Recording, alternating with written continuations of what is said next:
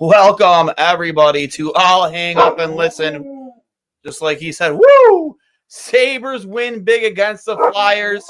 Only sit back 4 points from a playoff spot. Capital lose. Detroit Red Wings lose. On a warpath. Playoff hope still alive. Hurls, give me your immediate thoughts. These dogs are barking, baby. Just like your dog in the background. We are not dead yet. We've been dead a couple times previously, but after everything that happened tonight, as you mentioned, Sabres get a regulation win. The Red Wings lose in regulation to the Rangers, and the Hurricanes, out of nowhere, come back to beat. Who did they beat? The other team in the race, the Capitals. Yes, everything went the Sabres' way tonight, and theoretically, a couple more things happen in between now and Sunday, and they beat the Red Wings on Sunday. Nice little afternoon game for you guys, morning game for me. They potentially could be 2 points out, maybe even one. I can't even think about it, to be honest. But yeah, it wasn't a good game by any means tonight, especially the first half. I think the shots at one point were, 24-5, and UPL really stood on his head to keep it 1-0 for a long time. Made a lot of really good saves. Made a really good pad save right in front of the net right before their first goal. And then I think that was right after that when Donnie called a timeout. Right. Because his team was not playing well and he needed a momentum shift. And it makes you wonder why he hasn't employed that strategy a little sooner this season. But it's not too little too late quite yet. It basically is, but it actually did really work tonight. I think the shots right after that were 7-0, 7-1 in favor of the Sabres. They almost not completely dominated the game after that, but there was a seismic shift in the way that they played. And then Dahlin and Jack Quinn get 2 huge goals, and eventually Quinn puts it away. But all in all, not a perfect game, but perfect doesn't matter when you get the win. Yeah. I mean, most recently you could talk about that Ottawa game too, where when they were down 2-0 early, Donnie probably should have taken a timeout and instead didn't and kept his goalie in there to get completely, ravaged by poorest defensive play from pretty much everybody on the team. But yeah, to be completely transparent, I didn't catch the entire game tonight. I went to see Ghostbusters: Frozen Empire with the lady. That's fair. Yeah, it was a great movie. Great movie. So who are you gonna call? I highly suggest it to anybody who wants to see that movie. Don't listen to Rotten Tomatoes. They're wrong. That movie was fantastic. Very funny. And I would expect with the way it ended, you will see more. For sure. Spoiler alert. But anyways, yeah. I did keep track on my phone though. Looks like Jack Quinn is, after again about a handful of games where honestly he was really bad. Really broke out of his shell tonight and got on the score sheet. Dahlin continuing to dominate. Tage I saw that first goal. Tage absolutely a little shake and bake on Fedotov, however you pronounce his name. Interesting story about him too, by the way. We'll get into that in a minute, but like just a little shake and bake, beat the rookie goaltender. And honestly, to your point, after that timeout, they just dominated. Yeah, it was really necessary because they were getting the brakes beaten off them for a good portion of the second period, especially the first 10 minutes of the second period. It wasn't even close. So yeah, it was really necessary, and I'm happy Donnie finally did it. And it wasn't even just that. Later in the game, at one point in the third period, Rob Ray said that Donnie was going up and down the bench, just laying into guys, which I think is kind of what they need sometimes. It seems like they lull themselves. Not just sometimes, maybe all the time, but I do believe that there is a balance, right? Like these guys like him. He's a player's coach for the most part, but there is a time where you got to buckle up and tell these guys exactly what they need to do. And you can't be afraid of hurting anybody's feelings. Yeah. We've been asking and begging for accountability for how long now? You know what I mean? Like finally we get it, right? And, hopefully it's not too little too late. And I know in our one group chat, I just hope this doesn't end up being like last season where we missed the playoffs by 1 point and we're just sitting here with our hearts torn out again, thinking back on the games that went wrong, the moves that went wrong, the lack of movement that went wrong. But again, meaningful games here in April, Hurls. A week Yeah. ago, we were like, they're done. They're dead. I mean, Dead. after the Ottawa game, it effectively killed them. Oh, But yeah. since then, they've responded, Yes. and that would have been an easy game to just call it quits. I mean, in the post game interviews, Dylan Cousins mentioned the summer a couple different times, and even Matthew Fairburn in his post game report, he said it was kind of jarring to hear that from a team not that far out of the race still. So I do think they were a little bit emotionally defeated after that one, because how could you not be? You're down 5-0 after the first period in a must-win game on your home ice against a inferior opponent. So that was obviously halfway last nail in the coffin, but they've kind of pulled it out a little bit, and they've been much better since. So yeah, I do think it's a good sign for the psyche of this group. Of course, it's been a really, really tough season, but as you said, like it was going to take a little bit for Jack Quinn after missing 2 bunts with his second injury to the same leg in less than 8 months to get reacquainted a little bit. And you saw it tonight. He was driving play. If he has any amount of room in the slot, I know it's against a rookie goalie making his first NHL start, but that little toe drag, top shelf, snapshot, wrist shot is absolutely lethal. And even his second goal. They were talking about it in the post game. I forget who was talking about it, but they said, they were talking to UPL about it. He said that's like his least favorite player to shot the face in practice is Jack Quinn's, because he's just his release is intense. Oh, it's Darlene said UPL said his shot is the worst to face in practice because it's so his release is so quick and lethal that it just almost embarrasses you even in practice. Yeah, I mean it's Austin Matthews-esque the way that he's able to curl and drag and pull it in and kind of pinpoint wherever he wants. I mean, that's a 6'8" goalie. He was a little bit far back in his net, but clearly he doesn't need to be in his net, need to be out of his net challenging that much when you're that big. And I think obviously better goalies would potentially have saved that, but that's a really, really good shot. That is an elite NHL shot from a scoring opportunity. And even a second goal, following up on his own rebound and cashing it in to put the game away. Really, really encouraging. And I would say the past couple of games, he's gotten his legs back a little bit. Of course, I think. Can we talk about that goalie for a second? Yeah. I don't actually know the story. If you want to enlighten me. So he was supposed to be here in 2022. Like he was trying to make the journey after being drafted by the Flyers years ago.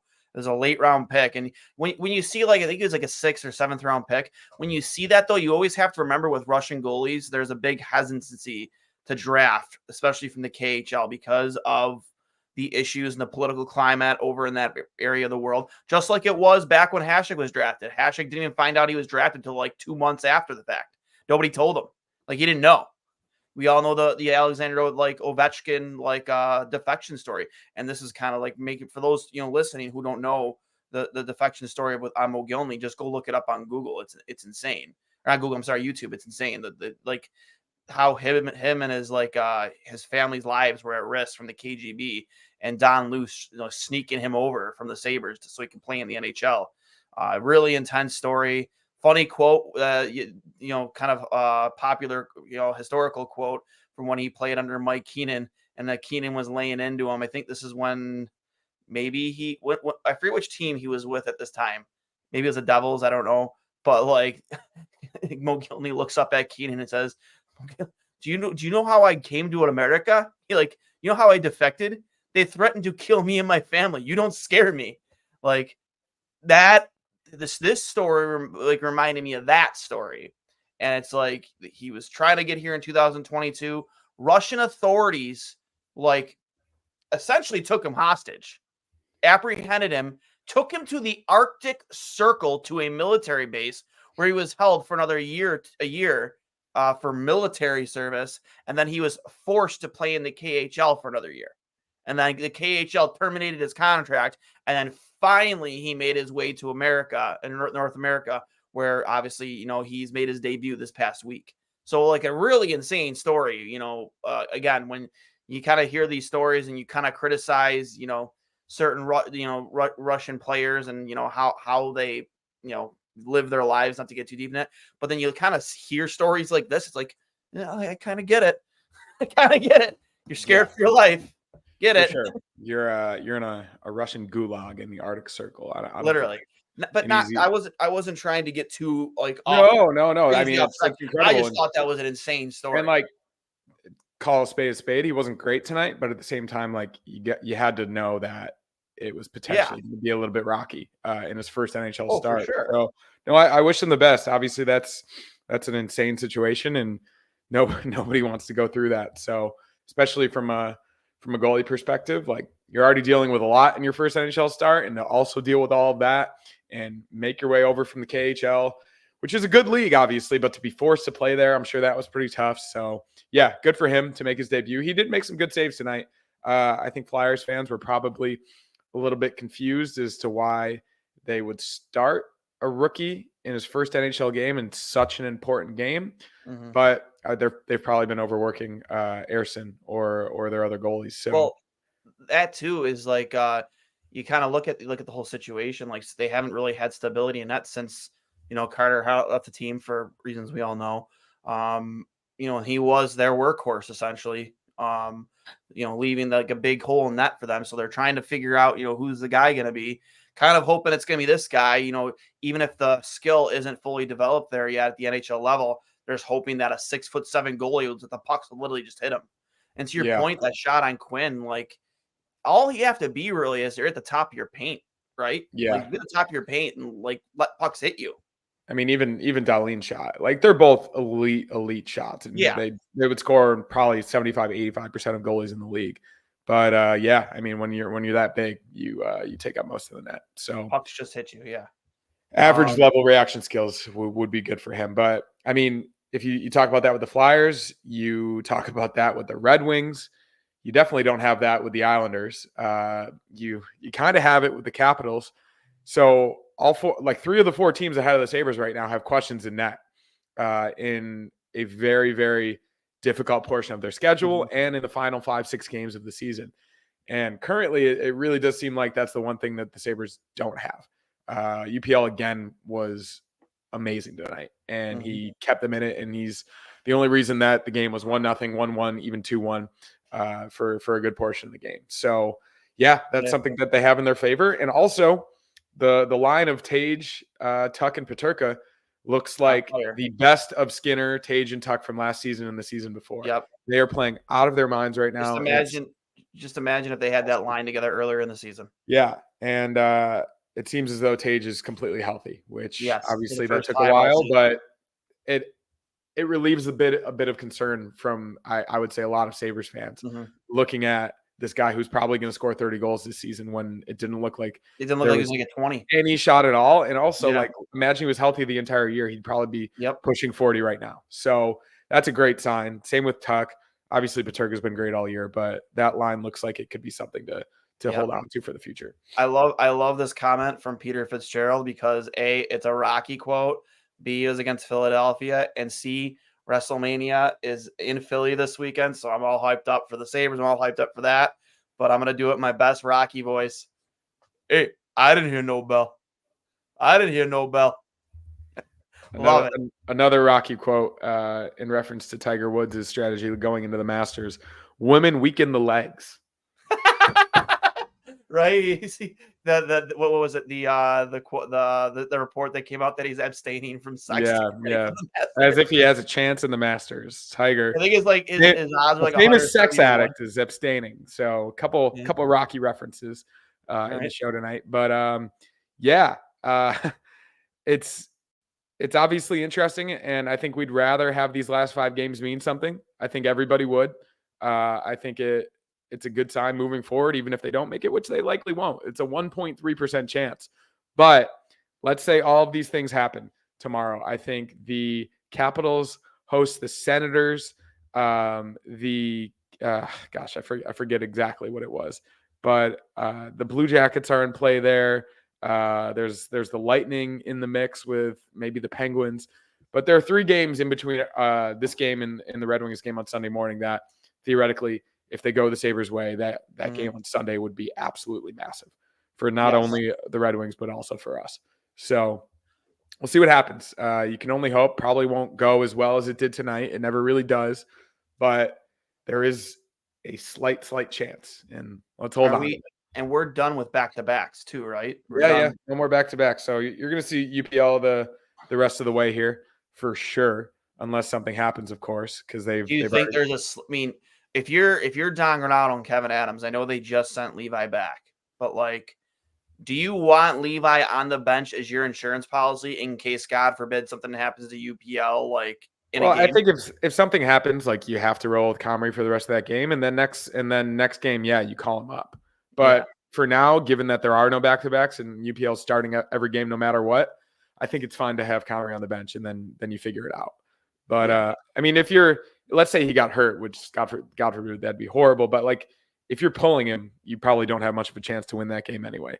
So, yeah, I mean, Levi, I said it yesterday. He had another 26 or 27. His stats in the HL are incredible. He is hopefully going to lead them on a pretty long Calder Cup playoff run. So I think that's the best thing for him right now. Mhm. But yeah, 5 games left. You ride the horse. And If aside from a couple games where the team gave up on him, UPL is still rolling. if they win these next 2 games, Detroit and Dallas, that Washington game at home is the biggest home game of the season. I mean, we've said it a few different times, but yeah. Yeah, I know, but it really is though. At this time, Yeah, for sure. And I'm even thinking about those 2 games in Florida to end the year. It feels like we've had important games down in Florida the past couple seasons. And imagine if those matter against the Lightning, which probably wouldn't have much to play for. Actually, the Lightning almost guaranteed to have nothing to play honestly, for. here's a prediction. If they do go win 4 in a row here, including, or actually 5 in a row, including Washington and tonight, I predict they will bring up Levi for that Florida trip. Yeah, I mean, I could see it. I could see it, but at the same time, I think it also depends on what's happening in Rochester, right? Because they're kind of fighting for division positioning down there as well. So Yeah, I mean, we'll I think they're going to care more about what's going on. yeah, no, the playoffs out in Buffalo. No, I don't disagree. I just I think that they're Not to obviously bring the subject back there. I just look at that. It's a road trip in Florida. I imagine they'd probably just want him with the team. for sure. Going into that. I could see it for sure. But yeah, got to win. I guess there's 5 games left. Yeah, got to win 3 in a row first, and let's party down in Florida. But yeah, it was a fun game tonight, and atmosphere seemed pretty good. A lot of Flyers fans, but I would say that it wasn't a bad crowd. Obviously, Friday night, that always helps. And they've been a little bit better at home recently. So progress. I'm going to we're going to rip off some post-game quotes here, and then we'll get to our 3 stars. Darlene says Granado's timeout message was to work harder. Said it was what they needed. More from Koziel. Darlene says Philly works very hard. They are tough to play against. Says you have to keep it simple to beat them. Credits UPL for keeping them in the game. Says he creates momentum for the team. More from Brian Koziel. Just pulling it up here. Long gap in there. Granado on his timeout says he liked the start, and then they thought it was going to be easy, and that's why he called it. I like that. Granado says the message was to get more shots on goal. Says he was frustrated by the amount of missed shots. Says it was a night where the team had energy and thought they could be pushed. They like that. I'm sorry. He thought that they could be pushed. They like that. They want to be pushed. They rose to the occasion. Let's see if there's anything else from the post game. Granado on Darlene, he is a significant leader. Him taking charge is significant for our organization. More talkative, more assertive. We know he needs to step up, and he has stepped up. And that was it. Another thing I wanted to mention, because I was listening to it on the way home. Granado was upset about, on odd man rushes, or when you have guys going to the net, that you have players trying to pick their spots in that situation. He says that puck just needs to be on net for the guys that are driving in the net. Hopefully the puck kicks out, and you have 2 guys running in the net. Hopefully they're there for rebound. He mentioned a situation, which obviously I didn't see, where that exact situation. A shot comes, it goes wide, it rims the boards, and it's an odd man rush to the way for Philly. I love hearing Granato talk about that and say that, and that's the message, because how often do we talk about that? Pucks on net, bodies to the net. Like, if this team had been doing those two exact things more often this season, we're not even talking about chasing a playoff spot right now. We're in a playoff spot. Yeah, for sure. Especially on a 2-on-1. Like, even if you're not shooting to score, that far pad, like intentional pass, is a really, really good play. Because as a goalie, it's really, really hard to control that rebound. It can pop out right to the other guy on the 2-on-1 for an easy one-time goal. So yeah, that's obviously really important, and you don't want to create a turnover going the other way either. So yeah, obviously, glad he's aware of that. I'm glad that it's a point of emphasis. And I think after the horrible start where they had 5 shots on net halfway through the second period, they started to realize that they were facing a 6'8" goalie who just defected from Russia in his first NHL start, and they got the puck to the net. Yeah. So thankfully they figured it out. Took them a little bit long, but better late than never. Yep. And Fisher, I'm taking my stepson and his friends to WrestleMania this week. I'm super jealous. From Mauricio popping in. Benson holding stick too tight. Panic last few minutes. Cousins and Power made huge turnovers. Yeah. I mean, I don't know for sure. Connor, you can speak to that more than I can. Was he holding his stick too tight when he snapped it on the empty netter? Apparently, he blocked a shot earlier, 10 seconds before that. Have you seen the video yet? No, I haven't. Oh, it's so funny. He quite literally had a breakaway wide open empty netter, and his stick just snapped, and the puck went. He's the unluckiest rookie. You know the guy's gonna be bringing that up. That's a video. Oh yeah, no, he was laughing on the bench and looking up at the replay. But that's a video you save on your phone. All your teammates save your phone, and every once in a while you just send it to him. He's the unluckiest rookie in the history of the NHL. Yep. I've determined that. Here's a good question from Charles: if the Sabres make the playoffs, does that change the thought there needs to be a coaching change? I think you at least explore what's out there. I think it shouldn't make you forget about how hard it was to get there. Let's say that that miraculously happens. This shouldn't have been this hard this season. And I don't put that all on the coaching, but certain games here and there. Obviously, we were very, very upset after the Senators game a couple weeks ago. There's obviously, you think back to the Edmonton game where the team quit in the third period, where in a lot of games in the first period this season, the team hasn't been ready to play. Yeah. So I think that it probably saves him, but I do think that it does not save the assistant coaching staff by any means. I think no matter what, let's say they go on a run to the Eastern Conference Final, I think you get new assistant coaches in the building because more than anything, they need new ideas and they need more experience. And they do not have that, and they haven't had it this entire season. So to answer your question, Don is safe. The assistant coaches are not. Definitely not.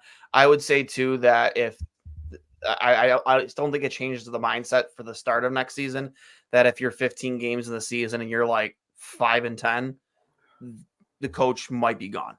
You know what I mean? So, sure. Your 3 stars. I'll go with Tage as number 3. Obviously, huge getting that first goal, especially against a team like the Flyers. They could have easily just clogged up the neutral zone, packed it in tight in front of their 6'8" goalie, and scoring the first goal did not allow them the opportunity to do that.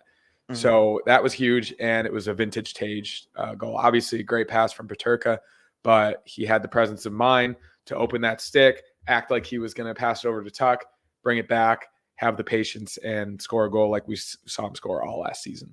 And just in general, over the past 2-3 weeks, he's been really, really good. Jack Quinn, as we mentioned, basically 2 game-winning goals. The first to put him up 3-2, and then the fourth to seal the deal after the Flyers made it 3-2. His legs are back. His scoring opportunities, his shot creation, his chance creation are all back. So that's obviously a really good sign heading into these last 5 games. Number 1, fairly obvious. Only reason they had a chance in this game tonight was Ukko-Pekka Luukkonen. He was just absolutely incredible in the first half of that game. Shots were 24-5 at one point in the second period, and it was 1-0. So just another example of him saving their asses when they had no business being in the game. And then thankfully they woke up, started getting the puck on net, and got him some goal support. But yeah, just another solid performance. Nothing super flashy. I think he had a couple really, really good saves on high danger chances, but just in general, in really good position, swallowing up rebounds, being really aggressive and really confident all night. So obviously going to need that in these last 5 games. And as we said, of the wild card teams or wild card hopefuls remaining, I would say aside from the Islanders with Sorokin, the Sabres have by far the best goalie situation. And that is a really good sign, especially with the top line playing as well as they are. Couldn't agree with you more. Any final thoughts before we get out of here? I think that about does it for me. We'll see you Sunday morning, 10 a.m. West Coast time, 1 p.m. Eastern against the Detroit Red Wings. Hopefully a little bit of revenge for that game a couple weeks ago. Final thoughts on the big departure in Buffalo this week? Oh, we don't need to address that. You want to talk? We don't need to address that. I'm still mourning. He's my favorite player. I'm not. He's my favorite player. So I mean, I'll be fine once we move up to draft a guy or we trade for someone. But Stephon Diggs changed the along with Josh Allen, and I think they kind of go one and the same. Changed the trajectory. Yeah, tell Diggs that. The entire franchise's trajectory, and it was the first time the Bills were not only culturally and socially relevant in the conversation of the league in my lifetime, but it's the first time they were really good. And I love the guy, and obviously he's a diva receiver, and you're going to have your issues here and there. But yeah, man, I'm going to miss him. And the fact that he's a free agent after this season, I am holding out hope. Let's say he has a pretty good year, comes back on a relatively not as crazy contract. No, he can stay away. I don't know, man. I don't think all bridges are not burned. All bridges are not burned. You can say that all you want, man, but I value the culture of my quarterback much more than a 33-year-old Diggs in a couple of years. Sorry. No. I'm happy for the 4 years. But listen, I'm happy for the 4 years we have them 4 straight division titles. Unbelievable memories. The Stone Cold Beer Slam, that was awesome. Like that's good with me. It's good with me. The way he left and how he carried himself. And you can say people can spin it like, oh, it was media blowing things. And maybe it was. But you can't sit here and tell me this past year all the BS on social media wasn't done intentionally. And it was. He's full of shit if he says it wasn't. I just think he's a unique individual. And I'll leave it at that. He can be a unique individual in Houston and probably Dallas after that, because we all know that's where he wanted to go to begin with. And at the end of the day, for me, man, you have a quarterback that stuck up for him tooth and nail whenever his character was called into question, was always accountable, always protected him. And then this past week, all he had to do, if you really wanted to answer that fan question about, who helps, does one help the other more in terms of success, he could just literally verbatim repeat what Allen said on McAfee. Didn't have to present it that way. Didn't have to be snarky, conceited, big-headed, and throwing shade at his quarterback, the guy who honestly helped him get that massive fucking contract. Yeah, I all fair points. I have a soft spot for him, and I always will. That's fine. But his time in Buffalo, I can move on from it. I'm good. So Malik Neighbors. Those are my final thoughts. Malik Neighbors. It'll turn the city of good neighbors. I like it. NEIGHBORS to NABERS. We can collab with our sponsor, Buffalo Logo. Get the shirt going. We should do that. Well, we'll see. But I would absolutely love that. Roma Dunze obviously would be great. Marvin Harrison Jr., Brian Thomas Jr., even Brandon Ayuk. We've got options. So T. Higgins. I think they can't afford him from what I saw. And then you've got other options too. But it's been a wild few weeks here for a lot of different reasons. But we've got thankfully 3-4 months to digest, compress, and move on. So agreed. Let's focus on our boys in the meantime. Agreed. I forgot to do this the top of the show. I want you all to remember this, and brought to you by Fatty Beer Company, Western New York's premier market and tap room, with over 300 beers to choose from at 8 different Western New York locations. Fatty Beer is one of Western New York's only kid and dog friendly bars with live music, entertainment, and trivia at all 8 locations, 7 days a week, open from 11:30 a.m. till 10:30 p.m. and later. Let's not forget Buffalo Logo Apparel, one of the greatest spots to get all of your Buffalo sports apparel needs. Your shirts, your hats, your hoodies, all of it's available. We will have a team store hopefully up and running soon with even our own personal podcast merchandise. maybe me and Connor can figure out some good ideas to put together, put on a hat and put on a shirt. But until then, you could always get the Dominic Hasek throwback goated snapback available at buffalogo.com. The RJ snapback two-tone color set in black and red and blue and gold. And of course, the goated shirts, hats, hoodies, and shirts and hoodies and long sleeves. All available at buffalogo.com, at Buffalogo Co. on Instagram and Twitter, at Fatty Beer on Instagram and Twitter, fattybeer.com. I am Duane for Mr. Connor Hurley, where it is currently much earlier where he is. Sorry, I tried to do a play on words there. That was terrible. But you guys have a great weekend. We will talk to you Sunday. And as always, go Sabres.